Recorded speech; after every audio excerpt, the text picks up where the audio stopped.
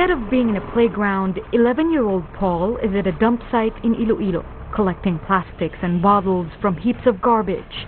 Paul earns roughly 100 pesos in a day's work, which he and his family would spend for food. His mother says she did not want Paul to start working at such an early age, but she admits she has no choice because she has 7 other children to feed. 15-year-old Junjun from Cagayan de Oro should have been a high school student by now, but he is still stuck in grade 6. He has been forced to leave school many times and is often absent because he is working to help his parents. After school, Junjun dives into the river to haul sand from its bottom and earns 300 pesos. In Camarines Sur, 3 siblings had to stop schooling to help their family earn a living with the back-breaking work. 7-year-old Joey, 12-year-old Arlene, and 9-year-old Eric quarry alaal stones, not minding the danger their work entails. Alaal stones are commonly used for landscaping, and for every cubic meter of these, the siblings get 1,000 pesos. These children are just 3 of some 2.9 million who work in hazardous environment, some of them as young as 5 years old. Poverty and lack of decent and productive work are often seen as causes of child labor. What can we do to put an end to child labor? Are government, communities, and citizens doing enough to eliminate child labor?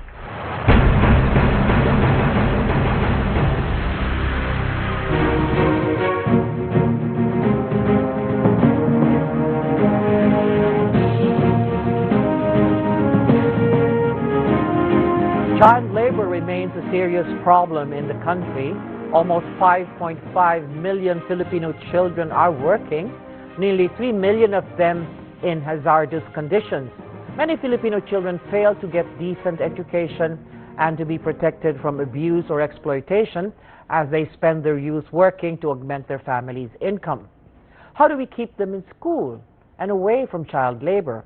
Our question: what can government, communities, and citizens do to end child labor? With us, Lawrence Jeff Johnson is the Director of International Labor Office, or ILO Country Office for the Philippines. Thank you for joining us. Thank you for having us. We also have Pasita Sarino. She is the Assistant Bureau Director of the Protective Services Bureau of the Department of Social Welfare and Development. And we have Attorney Anjanette Sagisag, Officer in charge of the Child Protection Section of UNICEF here in the Philippines. Thank you for joining us. Let's put everything in context. We say it's very serious. Is it serious because of the sheer number, or what is serious about the child labor problem in the Philippines, and maybe globally and regionally, sir? Well, let me put it in context. If we look around the world now, there's about 215 million children engaged in child labor. In the region here in Asia, we're talking about 122 million. The Philippines context, as you've already mentioned, we have about 5 million children working, but almost 3 million in hazardous forms of child labor. Now, again, this is bad for the families as well, because these children are mortgaging their future. But that's also bad for the communities and our society, because these children are going to fail to engage in productive economy as they get older. They're not attending school. They're basically in work that's very hazardous. It's also dangerous not only for them but the community. But how does that play out? Again, we need to look at how we want to make inclusive growth work here in the Philippines. But what choice do the kids have and the parents have as far as labor of their own children are concerned in their own family business, so to speak? In some cases, it's family businesses, and there's nothing wrong with children and learning work ethic. That's not what we're talking about here. We're talking about children in hazardous forms of child labor, as you saw in quarrying, or in mining, agriculture, fishing, or in even worse forms of hazardous labor like prostitution, etc. These are not productive means of employment. Again, what we're saying in these communities, they have no choice. But why do they have no choice? The simple fact is these parents lack forms of decent and productive employment that would allow them to have their children go to school. No parent, I have 2 daughters, no parent would want their children in forms of hazardous work. We all want a better life for our children, but they see no choice. So how do we work as a society to ensure that they have decent and productive employment? So, as far as the Department of Social Welfare is concerned, what role does the parent have in the growing numbers of child labor in the Philippines, as explained by Mr. Johnson?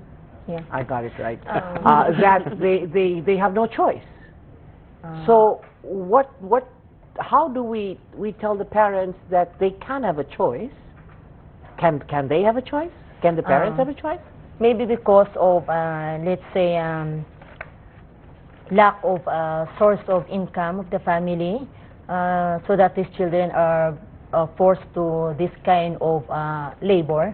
This kind at their young age, they are employed in those hazardous nature of job, hard labor. At times, they are forced labor. But I think the parents can help these children, because there are government, there are agencies that are also assisting the poor families that we have. So education is free.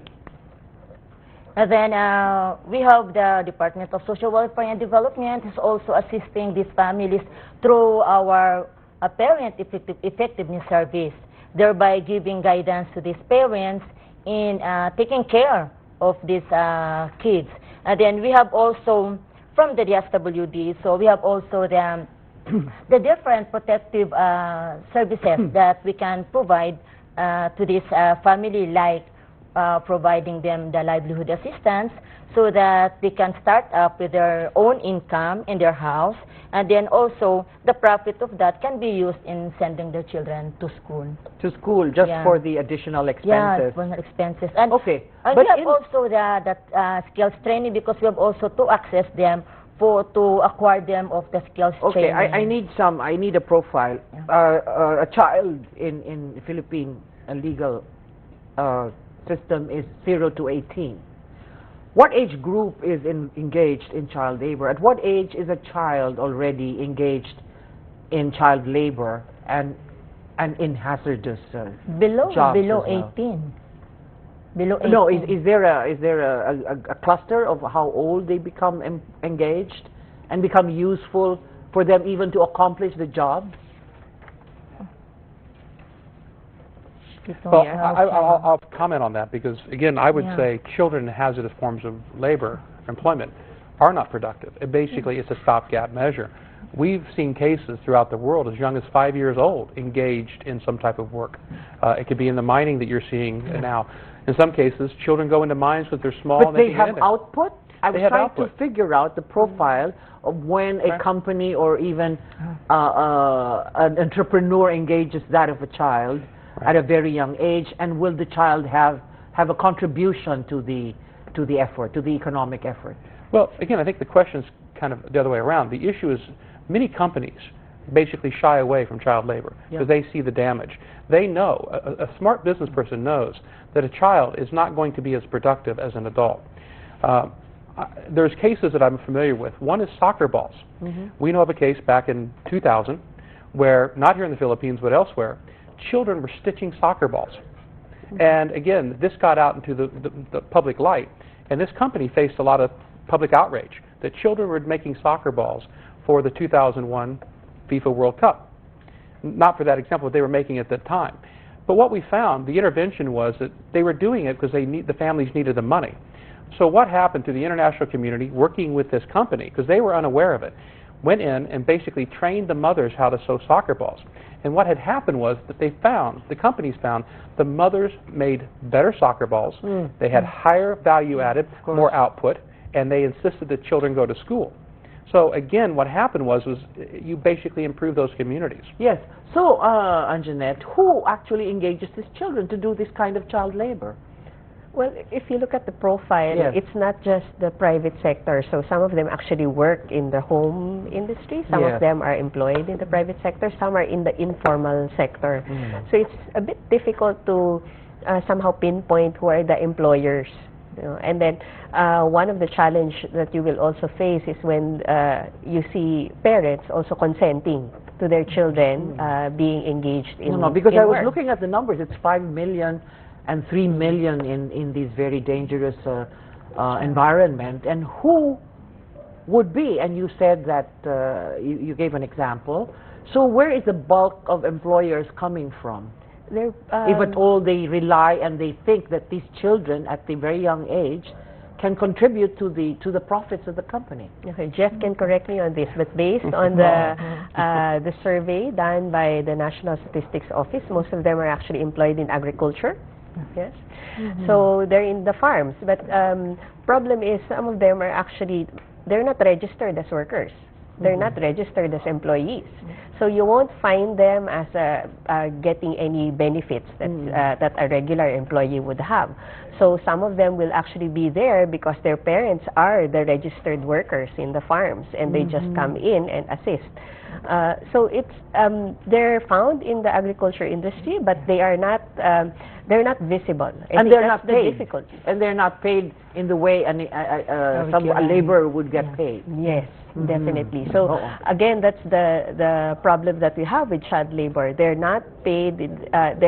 Their rights are not fully protected. While we say that in the law they are entitled to certain wages, they are entitled to rest periods, they're not supposed to be employed in hazardous work. Our laws are there, but are they being fully implemented? Are they being regulated? Are they being given the protection that the law is supposed to be giving to them? Mr. Johnson, when is a child permitted to work? Well, again, each country has some slightly different rules. Often in entertainment, children can seek through the Department of Labor and Employment permits to work in entertainment, but it doesn't impact their schooling. This is what we have to bear in mind. It's not about children learning those work ethics and being exposed to the world of work. It's when they're exposed to it in a hazardous form, when it interferes with their education, when they're working long hours. Because we're right, because a lot of the work here we see is in agriculture, but we also see it in mining, but you see it in petty trading.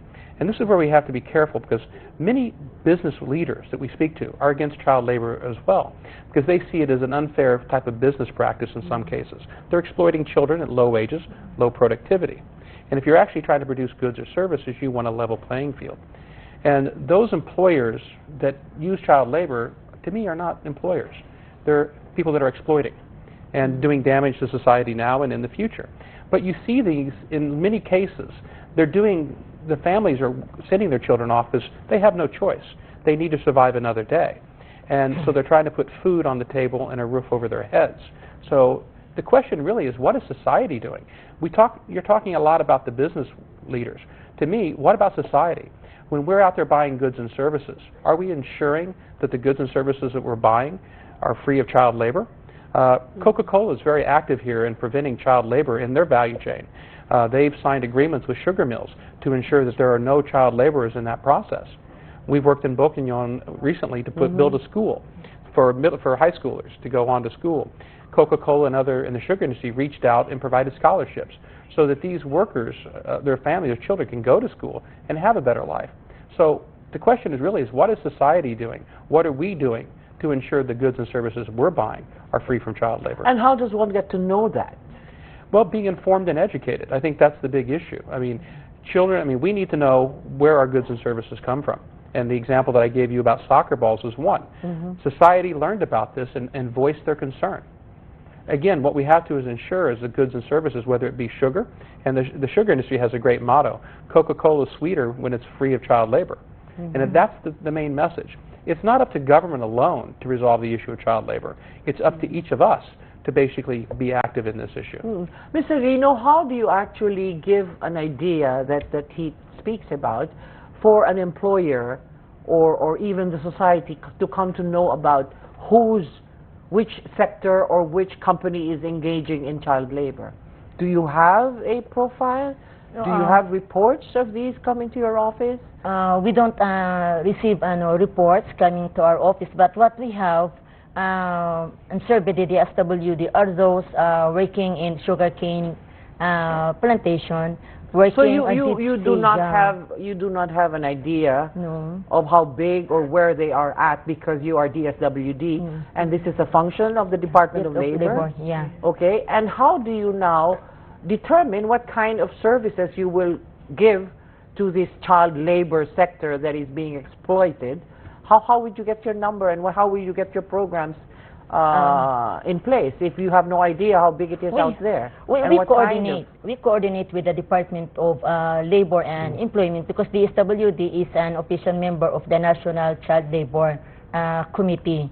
So we link with each other and we help with each other in terms of providing the necessary and appropriate services for these child labor victims and their families. Because, Ms. Tina, we're also helping not only the child, but we are also helping the families, of this.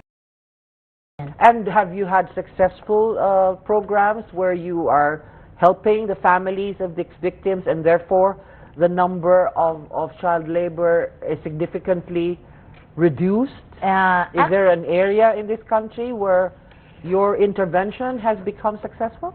Actually, year 2012, DSWD served 39 victims of child labor, and this 39. 39. Not 1,000, 39. No, 39 only. 39 only, okay. And this 39, we have in Region 7, which is 5, and we have in NCR here, so we have 22, and we have in Region 7, which is 3. So where cases. were these children working? So these children are mainly working as domestic work in NCR, and for those in the regions, they are engaged in deep sea fishing, in the mining, and the quarrying. So these are the nature of work that these minors and you rescued, in a manner of speaking, these children, and what did you do with those who engaged their services? Okay. These children, if we receive a report that there are minor children working in this area, then our staff conducts rescue and operations, okay? And then the DSWD takes care of the child with the family or other relatives cannot take care of them temporarily. So they are being placed in our residential facilities, and then they are being provided with the necessary programs and services, and then skills training, so that those also, the parents also in the community will be assisted by our local government units, our partner agencies, so that in the return of these kids to their families, then there is already a support services. So we have successful stories in this, wherein these children are being placed in our residential facilities, and then they are being giving educational assistance, medical assistance, and in fact, if they pursued for legal cases, the DSWD provides legal services. Have you pursued a legal case against the people you found to have engaged the services of these children? For domestic, none, but for sexual abuse, yes. Yeah. Okay. We'll pause for a break. I was going to ask you, I'll ask after the break. We'll pause for a break. You can join this discussion on our question of the day. What can government, communities, citizens do to end child labor? Text us, React Space, ANC Space with your name, address, and message. Then send to 2331 for Globe, Touch Mobile, Bayan and Sun subscribers, and 231 for Smart and Talk and Text subscribers. And send us your tweet at twitter.com/ANC Alert, and be a fan of Talkback with Tina Palma on Facebook. Stay with us, please.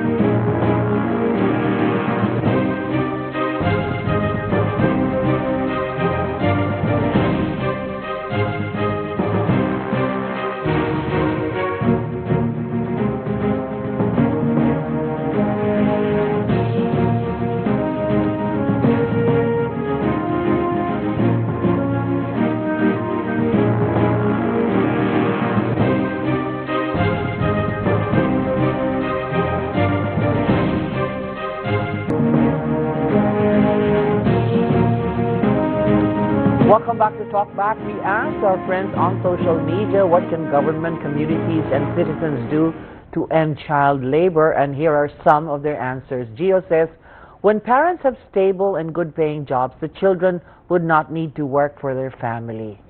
Juan Carlos believes it is also important to give parents opportunities to enhance their skills. He says people empowerment through skills building is a must. Cory says there should be stricter enforcement of laws on child protection and labor, and that employers who accept child laborers should be penalized further. And finally, for this round, Sally wants a reproductive health bill implemented. She says high population aggravates poverty and parents cannot send their children to school, hence they end up working at a very early age. And that's why I think parents want to have children. They have extra hands in the farm. Still with us, Lawrence Jeff Johnson, who's the director of ILO Country Office for the Philippines. We also have Pasita Sarino. She is the Assistant Bureau Director of the Protective Services Bureau of DSWD. And we have Attorney Anjanette Sagisag, Officer in charge of the Child Protection Section of UNICEF Philippines.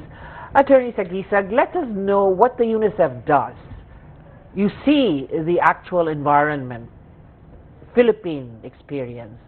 How are programs been introduced so that they can address, at least, to minimize the higher incidence of child labor, especially in the hazardous circumstances? Well, if you look at the approach of UNICEF as a country program, we look at the child as a whole human being. And it's not just about protection from hazardous work, but it's also about guaranteeing all of the basic rights. So, first and foremost, a child laborer or a working child is a child. So you have to look at the right to education, the right to health. Even if they have to work, they still have to be able to exercise all of those rights. So UNICEF program goes into helping in education. We have programs on health and nutrition. But in particular for the protection program, we focus more on the worst forms of child labor, particularly those engaged in trafficking, sexual exploitation. And we've worked both with the Department of Social Welfare, also to work on their improving the modified conditional cash transfers. The regular cash transfers program of the government focuses on families in poverty, but the modified conditional cash transfers adds another lens where they target street families and street children or families who are indigenous people. Yes, yes.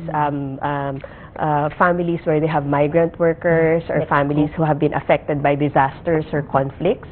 So the Child Protection Program of UNICEF is also working with the Department of Social Welfare to refine the targeting of the modified conditional cash transfers. And that would include families where children are also okay, so you've targeted and you know who they are, you know where they are, you know that this is the condition of the family. What do you do? How do you get them out to you as UNICEF in partnership with the government agencies and other NGOs want to rescue them out of these jobs and just make sure that the parents keep watch over them and they don't go back to do these jobs at all? Yes, what we try to do that? Actually, again, what all of my colleagues are also saying, it's a very complex issue and you need to work with parents. You need to also, again, the family development sessions make a lot of difference because it also targets the parents and somehow re-educates them about what is proper parenting. You also look at providing those conditional cash transfers where it's an added source of cash where they can also help in the family. It's also rescuing or at least removing them from those worst forms of child labor. So UNICEF has also been working with the Department of Justice, with the Philippine National Police, also to improve their law enforcement mechanisms. But I think the challenge is that we need to focus more on the prevention side. It's not, we shouldn't have to wait for children to be identified, already engaged in hazardous work. Yes, okay, we must do prevention, but you're now talking of 5 million total and 3 million in extreme circumstances. How do you deal with this? And at the same time, almost simultaneously do the prevention side. The prevention side can be done as we speak, but the actual conditions of these children who continue to be engaged in child labor. What is the more specific, purposive program that is being done by ILO and UNICEF and the DSWD? Well, what we're doing right now with the Department of Labor, Secretary Baldos, DSWD, Dinky, and others is more what we call the convergence approach. Because again, you are talking 3 million children. And again, going in and pulling them out of the families is not the solution. The question we go back to, why are they working? Because let's be honest, it's poverty. It's lack of opportunity. So working with the community leaders, we're going in and looking at, we've identified these children in 4 test areas. We're identifying how we can work with these communities to reshift livelihoods so that parents can basically earn a living so that children can go to school. But we're looking at it in a holistic approach. It's not just, we're going in looking at the economics component, which ILO does a lot of, but we're also working with UNICEF and others to look at the social protection. We're looking with the Department of Education as well. How do we help keep these children in school? And you heard one of the projects we had on youth was looking at alternative educational systems so that we can help these communities adjust to their own needs. But again, this is a convergence approach. We've used this not only dealing with child labor, but also with IP communities. The Manobo tribes, we work with them on a thing called the Saba palm flour mills. We work with them to build flour mills and again help set up market linkages. So with bakeries in Davao, they would use that Saba palm flour. But again, this created community livelihoods. So the parents had work. It was decent. It was productive. They had Phil Health and Social Security. It was an enterprise.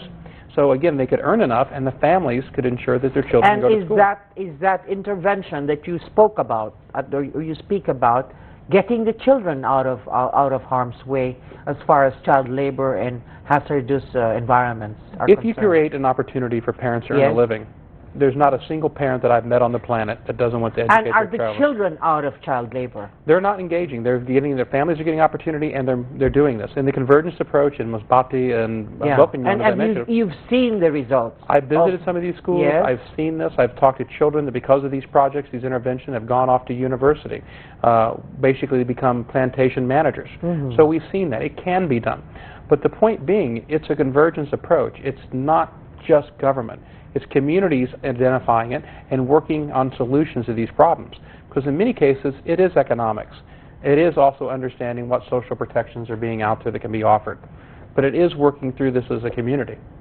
And the community effort is done with how? The community organizing effort is done mainly by DSWD or by the barangay? By the barangays, by the local government units. How do they even begin doing it? Of course, advocacy, and then they have the functional BCPC, the barangay. If it is functioning. Yes, that's why I highlighted it's a functional BCPC because that is the very core in the barangay to help this, to look into the welfare of these kids. I want also to add that while the government, the private sectors, the NGOs, the POs are helping, we would like also to capacitate, empower these parents, so that meaning empower them so that they can also stand on their own, and then so that these children, these minor children, will be out from this hazardous type of Your empowering strategy is giving them a livelihood. A livelihood, okay. Involving them in community activities, attending them the parent effectiveness sessions, and also involving in any community development project. For example, if they are parents of our daycare children, then they should attend all the sessions and involved in barangay Is this not a law enforcement problem as well? Do you involve the law enforcement sector, the police, and I don't know who has quasi police powers there? I don't know which country I'm going to speak about, but I know that in one country the social workers were telling me that they have like social worker types of police officers roaming and checking children who are hanging out in malls, and it's school hour time. And as soon as they see you in the mall and you're supposed to be in school, you have an ID, you're enrolled, they will call the parents. And the parents will be made to answer for the for their child's absence in the school. And this is one reason why the parents are now ensuring that their kids are in school.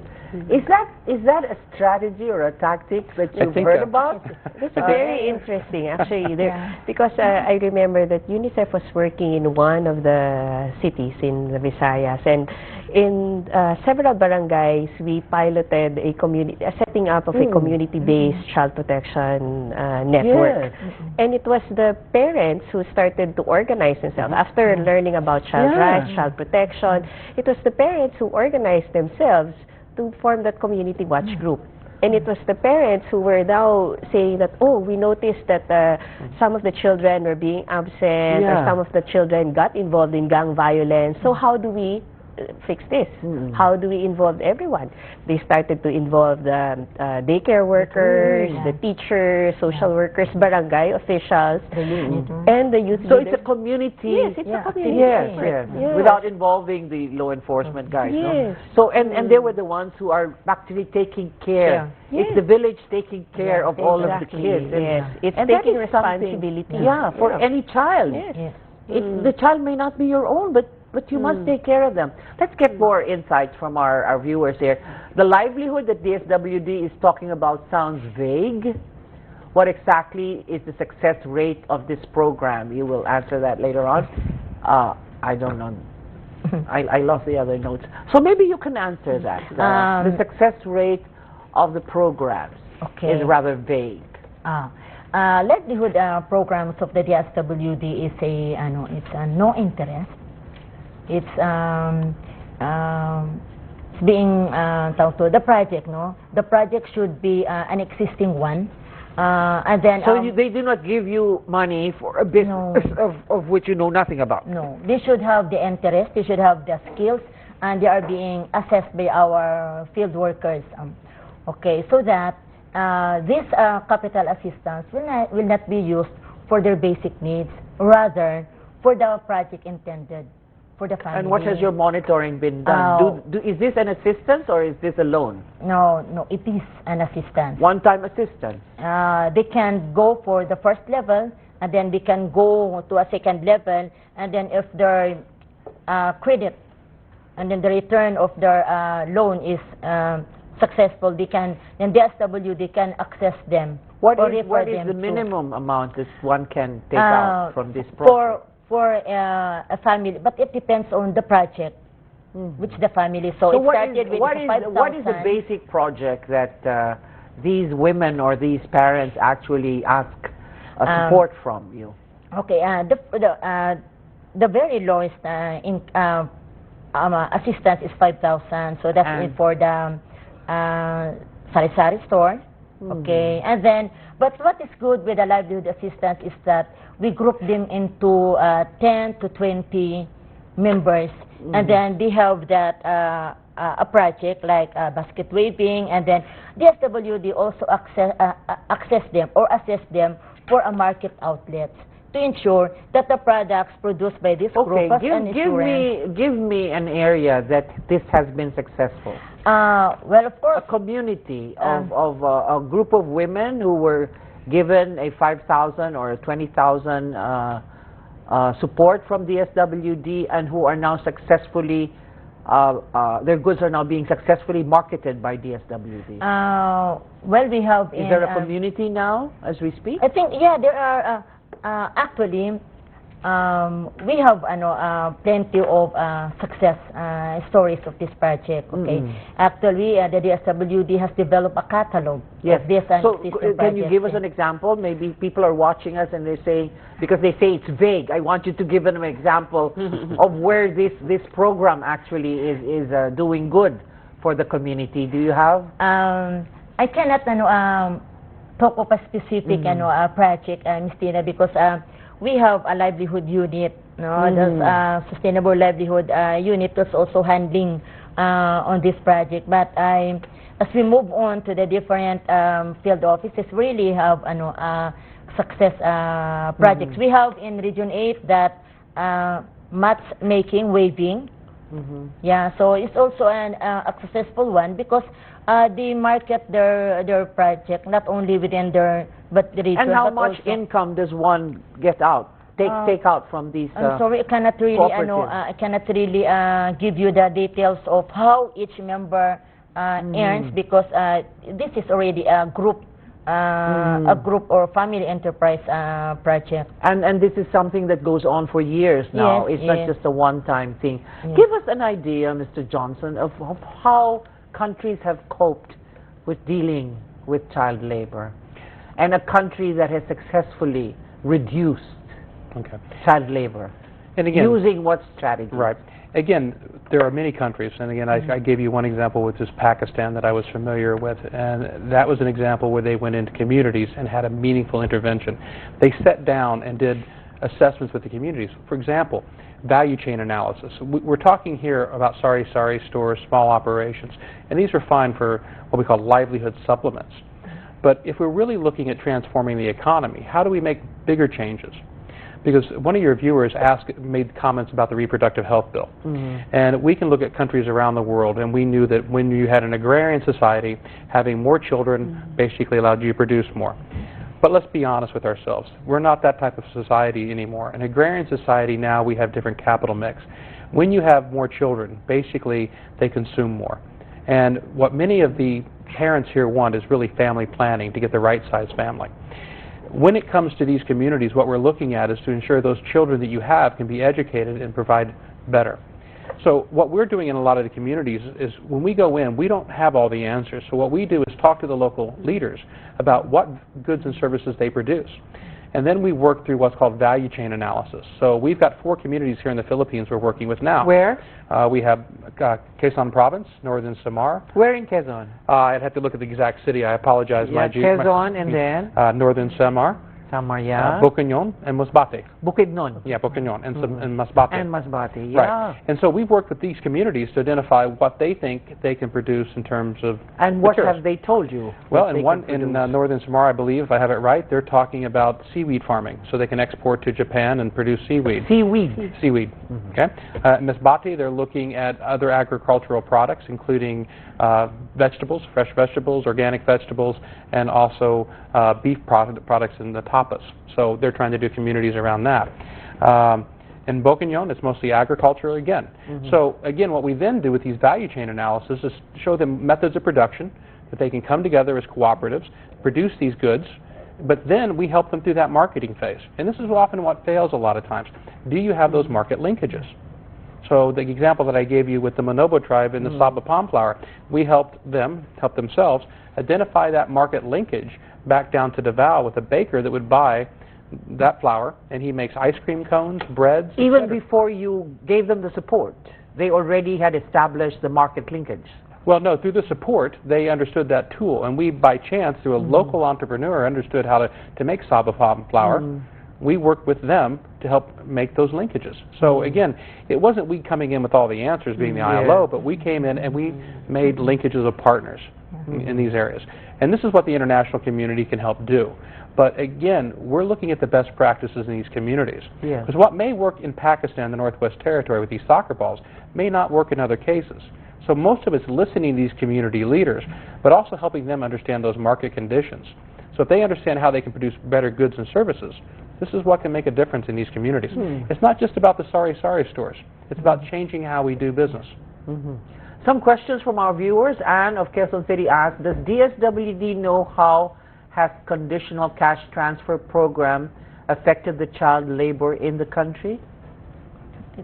The Pantawid Pamilya Filipino program, that's the conditional cash transfer, is we ensure that no child labor no child engaged in child labor, because one of the in the families that you assist, who are the beneficiaries, there is no one there that is engaged in child labor, because they have to make sure that the child goes to school. Yeah, correct. The 80% attendance. That is necessary. But what about the siblings? But for the younger this family that has, I mean, they have a lot of kids, so you're talking of 2 children, Yeah, yeah. that you help. Now they're expanding it to high school. Yeah. But what if in this family of 8 kids, there are people who are engaged in child labor? Would you look at this family differently now? No. No. You would continue to help them? No, we will assist this, we will assist these families, because it's not only the 4Ps or the Pantawid assistance. We also have the TESDA and the CASPER training. Okay. Boysilim asks, what do government agencies like DSWD do to help families whose both parents are invalid or disabilities and the children work so that the family can survive? Very practical question. Okay. For the PWD, the parents are. The parents so are. The children have to work. Okay. For the parents who are PWDs, we have the programs and services, because it begins with the assessment of the family so that we can provide appropriate PWD, services. the parents are persons with disability, and the question is, that's why the kids will have to go to work. So how do you help this family, or how do you get the children out of child labor, because the parents, they are forced to work because their parents are persons with disability? Maybe one is these children, if they are out of school, then we can refer them to TESDA for the skills training, and after they acquired. But they have no means of making money because the parents are not working. Then so if you send them to TESDA, they will have an allowance? Yes, they have an allowance, because the tie-up with TESDA and DSWD is they have an allowance, and then the TESDA provides the training. So that's we have the CASPER training program. Yeah, I think we can also provide for the very, very immediate needs of the family. We provide food. And okay, so food for the family. We provide financial assistance. Food for work for the child. Yeah, food for work for the child, and then we also provide financial assistance.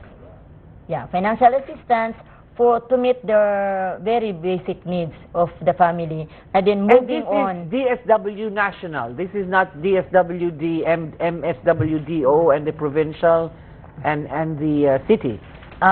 This is not coming from the LGU. It's also the LGU is also helping them. Yeah, I'm not talking. I know there is a devolved programs. Yeah, programs, no. So this money that you speak about to assist this particular case of children in child labor because their parents are with the disability, the money comes from the national, not the LGU. From the national, yeah, the national, because what I mentioned earlier is the CASPER training, and it is the program that we have at the national level, but we tie up with the local government units, because they are the direct, they are. But they don't have a fund for that. No, the local government. No, they don't have the fund. It's with the DSWD. Okay, the trends of child labor globally, is it still increasing, with poverty now being more prevalent in many countries? Well, what we've seen is a slight downward turn in child labor, slight. But the issue in terms of in terms of the absolute number. But we have to bear in mind the problem with the economic crisis that brought along in Europe and North America played out in those economies differently. In many middle-income countries and many lower-income countries, it brought more people into the labor market because they had to basically work to survive. Now, again, the goal here is to eliminate the worst forms of child labor by 2016. If you look at the MDGs, the Millennium Development Goals, there's so much that we really have to achieve. There's a lot of work to do. How do you even start wiping out 5 million? Well, again, by 2016. That's why I was asking you, what is the reduction in terms of well, it's a very slight number. It's a very slight movement.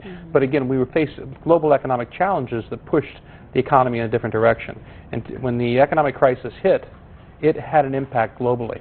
And it brought more people into the world of work because they had to work to survive. The concern that we have now, to answer your question, how do you make an impact? And again, we have to have a paradigm shift. We have to think about this issue. How do we basically create decent and productive employment? Because again, let's be honest, when we look around the Philippines, when you look at almost nearly half, slightly less than half of those people employed here among the ranks of the vulnerably employed, meaning lacking social protection, social insurance mechanisms. We have a long way to go, but there has been progress made in the last 3 years.